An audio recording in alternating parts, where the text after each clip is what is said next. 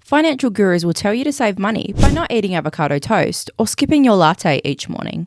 Some of them will even tell you to switch your bank if your existing bank doesn't agree to waive your bank account keeping fees.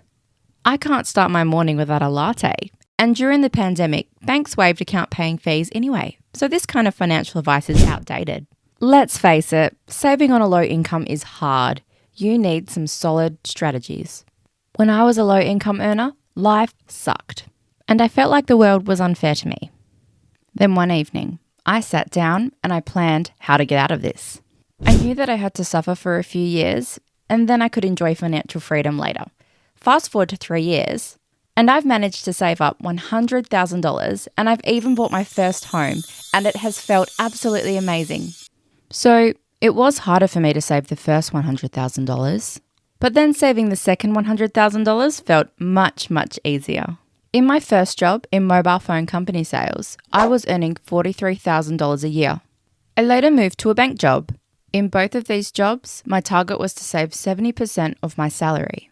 So I did have to take drastic actions.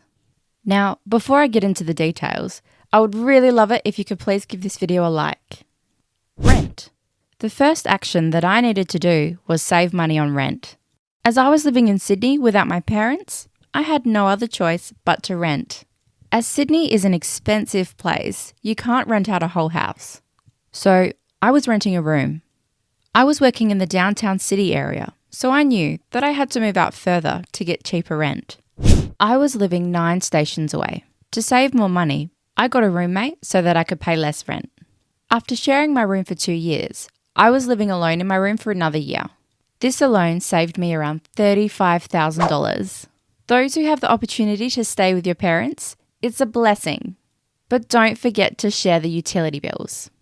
Living with your parents for the first few years will save you money much, much faster. Transport.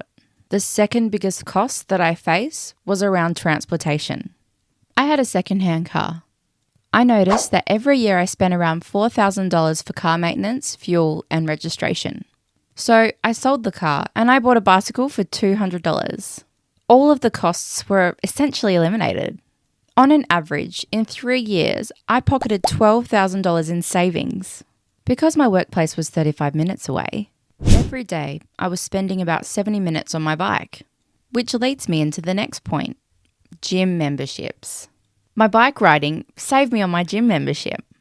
I spent the weekends walking and running around parks, and that was enough for me. And I ended up saving about $3,000 from cancelling my gym membership costs. Phone bills. People spend big money around their phone bills. From being in mobile phone sales, I know that people spend big money on their phone bills. Sometimes even up to $90 a month. To get around this, I bought a second-hand phone from eBay and used a prepaid service. I was spending $10 a month for phone calls. I had Wi-Fi options at home and at my workplace, so I didn't need the expensive gigs of data. So ditching the mobile phone plan saved me about $3,000.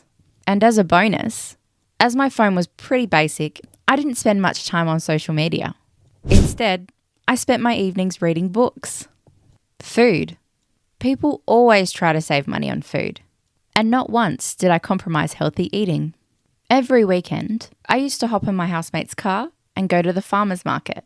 We would usually go just before the closing hours to get great deals on fruit and veggies.